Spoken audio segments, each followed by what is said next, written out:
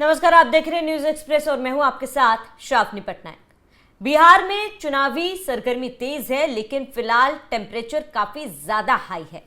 क्यों? क्योंकि बीते दिनों पहले प्रधानमंत्री नरेंद्र मोदी की मां के लिए अपशब्दों का इस्तेमाल किया गया था, जिसका बिहार में जमकर विरोध हुआ। आधे दिन के लिए प्रदेश बंद भी कर दिया गया और उसके बाद अब कांग्रेस एक और नया वीडियो लेकर आई है। ये वीडियो AI जनरेटेड वीडियो है, जिसमें प्रधानमंत्री नरेंद्र मोदी का कैरेक्टर दिखाया गया है और उनकी माताजी का कैरेक्टर दिखाया गया है। इस वीडियो में कहीं ना कहीं बीजेपी की तरफ से आरोप लगाया गया कि फिर एक बार कांग्रेस ने प्रधानमंत्री नरेंद्र मोदी और उनकी स्वर्गवासी मां का अपमान किया है और इसी को लेकर बवाल खड़ा हो चुका है। वहीं कांग्रेस की तरफ से यह बयान सामने आया कि ये कोई अपमान नहीं था, एक मां अपने बेटे को सीख दे रही थी, तो इसमें गलत क्या है। ये जवाब कांग्रेस की तरफ से आया। इसी पर हम चर्चा करेंगे। मेरे साथ मेरे सहयोगी कार्तिक जुड़े हुए हैं। कार्तिक, आपका बहुत बहुत स्वागत है। कार्तिक, जिस तरीके से पहले प्रधानमंत्री नरेंद्र मोदी की माताजी के लिए अपशब्दों का इस्तेमाल किया गया था एक मंच से, उसके बाद अब ये AI जनरेटेड वीडियो, एक महिला जो अपनी बात रखने के लिए जिंदा तक नहीं है, किसी की माता, जिनको लेकर AI जनरेटेड वीडियो आपने जारी किया और उसके बाद आपको ये समझ भी नहीं है कि आपने गलती कहां कर दी। क्या SIR का मुद्दा कम पड़ गया? क्या वोट चोरी का मुद्दा कम पड़ गया, जिसके बाद कांग्रेस ये नया हथकंडा अपना रही है? देखिए श्रावणी, पहली बार तो ये नहीं है प्रधानमंत्री मोदी की मां पर जब टारगेट किया गया कांग्रेस पार्टी के द्वारा। इससे पहले आप ही ने जिक्र किया, शब्दों का इस्तेमाल किया गया। राहुल गांधी का वो मंच था, हालांकि उसके बाद कांग्रेस पार्टी ने तमाम तरीके की सफाई दी। वहां प्रधानमंत्री मोदी की मां को अपशब्द कहे गए और वो भी पहली बार नहीं था, उससे पहले भी कई बार प्रधानमंत्री की मां को अपशब्द कहे गए हैं। देखिए 2014 की अगर बात करें, उसके बाद से जिस तरीके से राजनीतिक बयानबाजी जो है उसका जो स्तर गिरा है या घटा है, उसकी परिकल्पना शायद इस देश ने नहीं की होगी। हमने राजनीतिक भाषाएं पहले भी देखी हैं, संसद में भाषण पहले भी सुने हैं, अटल बिहारी वाजपेयी के भाषण भी सुने हैं, उस दौर के नेताओं के, सुषमा स्वराज, अरुण जेटली, इनके भाषण भी हमने सुने हैं, मनमोहन सिंह के भाषण भी हमने सुने हैं, लालू यादव के भाषण हमने सुने हैं, ममता बनर्जी के भाषण हमने सुने हैं। लेकिन एक राजनीतिक मर्यादा, एक राजनीतिक परिपक्वता उन बयानों में हुआ करती थी। लेकिन आज वो राजनीतिक परिपक्वता नहीं होती है। आज राजनीति है श्रावणी पिक एंड चूज की, मतलब फौरी तौर पर कोई भी मुद्दा आप उठा लें, फौरी तौर पर आपको राहत क्या मुद्दा दे सकता है। और आप इस बात को जानती हैं कि जो भी दवाई से भी अगर आप एग्जाम्पल लेंगी, जो दवाई एकदम राहत करेगी वो लंबे वक्त तक आपको आराम दे, वैसा ऐसा नहीं कहा जा सकता। देखिए, मोदी चोर है या सारे मोदी चोर हैं। मोदी को टारगेट करने की कोशिश की गई, क्या हुआ? राहुल गांधी को माफी मांगना पड़ा। राफेल के मुद्दे पर टारगेट किया गया मोदी को, सुप्रीम कोर्ट से वहां सरकार के पक्ष में या फिर कहें कि प्रधानमंत्री मोदी के पक्ष में फैसला आया, कांग्रेस पार्टी को वहां भी मुंह की खानी पड़ी। उसके बाद चाय वाला जो नारा है, आपने वो कांग्रेस पार्टी ने चाय वाला बहुत चिल्लाया, लेकिन वो भी काम नहीं किया। अब वोट चोर कांग्रेस पार्टी लेकर आई है। तो समझने वाली बात सबसे पहले तो यह है कि कांग्रेस पार्टी अपनी रणनीति नहीं बना पा रही है। और कांग्रेस पार्टी में भी अगर थोड़ा सा क्लियर करें इस बात को, राहुल गांधी अपनी रणनीति नहीं बना पा रहे हैं। हालांकि राजनीतिक भाषा की बात करें तो सिर्फ प्रधानमंत्री मोदी की मां को ही गाली नहीं दी गई है, इस राजनीति में राहुल गांधी की मां को भी गाली दी गई है। राहुल गांधी की मां को भी, बात कर रहा हूं मैं सोनिया गांधी की, जर्सी गाय तक उन्हें कहा गया है। बीजेपी के नेताओं के द्वारा 50 करोड़ की गर्लफ्रेंड का भी जिक्र किया गया।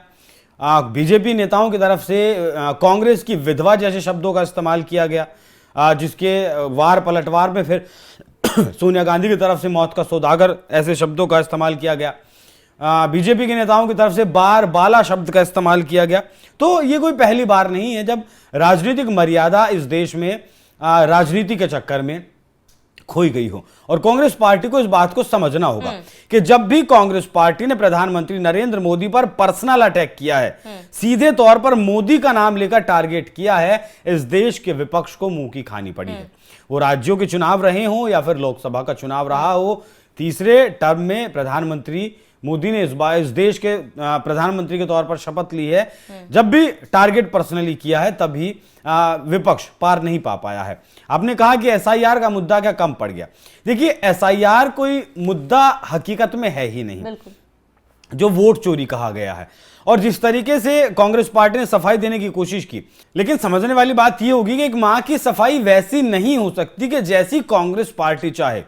मां इस दुनिया में नहीं है, मां को कैसे पता कि कांग्रेस पार्टी ने वोट चोरी का मुद्दा उठाया हुआ है। जब वोट चोरी का मुद्दा उठाया था उस वक्त क्या कांग्रेस पार्टी के पास ये जवाब है कि कितनी आपत्तियां कांग्रेस पार्टी ने और आरजेडी ने बिहार में चुनाव आयोग के सामने रखी थी? एक भी आपत्ति उस वक्त तक नहीं रखी गई थी। जो कम्युनिस्ट पार्टी बिहार में है उसकी तरफ से 10 आपत्तियां चुनाव आयोग की तरफ लगाई गई थी कि ये वोट गलत है, जो भी कुछ, किसी का नाम, किसी का पता, किसी का मां का नाम, मकान नंबर, ये चीजें गलत थी। कांग्रेस पार्टी ने एक भी आपत्ति नहीं लगाई थी। तो आप हवा में मुद्दे नहीं उछाल सकते। देखिए, मोदी को 37 करोड़ वोट इसी देश की जनता ने दिए हैं और चुनकर 240 सीटें, अगर इसी टर्म की बात करूं तो 240 सीटें भी दी हैं। आपको मैक्सिमम 100 सीटें हासिल नहीं हो पाई हैं तीसरे टर्म में। पहले टर्म में 40 सीटें, उसके बाद शायद 60 सीटें थी या उससे कुछ कम थी और इस बार 99 सीटें। तो पर्सनल टारगेट करने से प्रधानमंत्री को बचना होगा। मुद्दे बहुत हैं इस देश में, बेरोजगारी का वाकई में मुद्दा है, महंगाई का वाकई में मुद्दा है और जो आंकड़े सरकार की तरफ से कभी कभी दिखाए जाते हैं वो भी कई बार गलत आंकड़े पेश कर दिए जाते हैं। लेकिन उन मुद्दों को कांग्रेस पार्टी नहीं उठाती है। कांग्रेस पार्टी उठाती है पर्सनल अटैक करने का मुद्दा, पर्सनल टारगेट करने का मुद्दा, जिससे पार नहीं पा पाएगी। राजनीति में व्यक्तिगत बयान होते ही रहते हैं, कई नेता देते हैं, कई कार्यकर्ता देते हैं, लेकिन व्यक्तिगत बयान देते देते राजनीति का हम स्तर भूल जाए, इतने लेवल तक गिर जाए, ये कहां तक सही है? क्योंकि केवल कांग्रेस पार्टी का मैं जिक्र नहीं कर रही हूं। अभी आप कुछ बीजेपी समर्थकों, कांग्रेस समर्थकों की तरफ से भी कुछ एआई वीडियोस जारी किए गए जिसमें राहुल गांधी, सोनिया गांधी दिख रही हैं और तमाम उन चीजों को मुद्दा उठाया गया। और जैसे कि आपने तमाम मुद्दों का जिक्र किया, जब बीजेपी के कार्यकर्ताओं ने, बीजेपी के समर्थकों ने इस तरीके से अपशब्दों का इस्तेमाल किया था राहुल गांधी के लिए, सोनिया गांधी के लिए, तो ऐसे में क्या केवल हमें राजनीति करने के लिए हम राजनीति कर रहे, क्या ये सही है? क्या हम ये स्तर भूल जाए कि राजनीति का भी एक लेवल होता है, हम किसी भी हद तक गिर सकते हैं? देखिए, एक तो विपक्ष में फिलहाल हताशा है, फ्रस्ट्रेशन है। लोकसभा की बात करें तो 3 चुनाव हो गए हैं, सत्ता से दूर है। जिस परिवार ने 58-60 साल राज किया, वो परिवार अगर लगातार तीसरे टर्म में भी सत्ता से दूर रहे और कोशिशें सारी विफल हों तो एक फ्रस्ट्रेशन नजर आता है। बाकी राज्यों में जिस तरीके से बीजेपी मजबूत है तो वहां जो राजनीतिक पार्टियां, क्षेत्रीय पार्टियां, उनके भीतर भी कहीं ना कहीं फ्रस्ट्रेशन है। उत्तर प्रदेश का एग्जाम्पल ले लीजिए, अखिलेश यादव 2 बार से बहुत ज्यादा मेहनत कर रहे हैं लेकिन सफलता हासिल नहीं हो पा रही क्योंकि वहां बीजेपी काम ही वैसा कर रही है। देखिए, वो जो मैंने जिक्र किया ना, फौरी तौर पर राजनेता आजकल क्या करते हैं? राजनेता आजकल राजनीति छोड़कर उनके वोटर को, उनके समर्थक को, के कानों को जो बात सुकून दे सके, आप उसकी तरफ बढ़ते हैं। देखिए, इस बात को आप भी शायद इनकार नहीं करेंगी कि जब भी आदमी चुनाव जाता है, ज्यादातर राज्यों में, सभी राज्यों की बात नहीं कर रहा हूं, आखिर में आप कितने मुद्दों को लेकर चली जाइए, लेकिन आखिर में जब एक वोटर वोट डालने के जाता है तो चुनाव कहीं ना कहीं हिंदू मुस्लिम पर चला जाता है। वोटर यही सोचकर वोट डालता है। कई राज्यों की ऐसी मैं बात बता रहा हूं आपको, बिहार ले लीजिए, उत्तर प्रदेश ले लीजिए, बंगाल ले लीजिए, महाराष्ट्र में भी कई जगह पर ऐसा होता है। उसी को साधने के लिए अगर आप सीधे तौर पर, भाई मोदी को कोई तो जो है, बहुत सारे 37 करोड़ लोगों ने वोट दिया है, 90 करोड़ वोट चुनाव आयोग ने इस बार थे लोकसभा चुनाव में, लगभग 90 करोड़, तो बाकी जो बचते हैं लगभग 50 करोड़ वोट, 53 करोड़ वोट लोग, वो तो कहीं ना कहीं मोदी को पसंद नहीं करते होंगे, मोदी काम को पसंद नहीं करते होंगे। तो कांग्रेस पार्टी ऐसा चाहती है कि तीखा अगर बोलेंगे, टारगेट अगर करेंगे, तो जो लोग हैं जो मोदी को पसंद नहीं करते हैं वो उनसे इंटरेक्ट होंगे, वो लोग राहुल गांधी को पसंद करेंगे या फिर कांग्रेस पार्टी को पसंद करेंगे। वैसा नहीं होता है।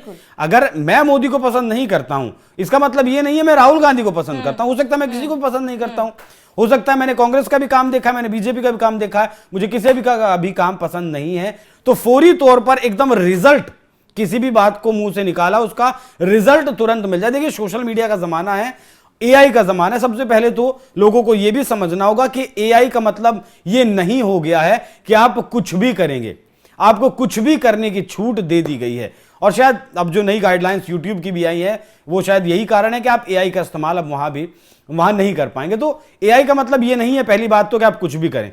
दूसरा, आपके समर्थकों के कानों को जो खुश करने वाली बात हो उसे बोलने से बचना होगा।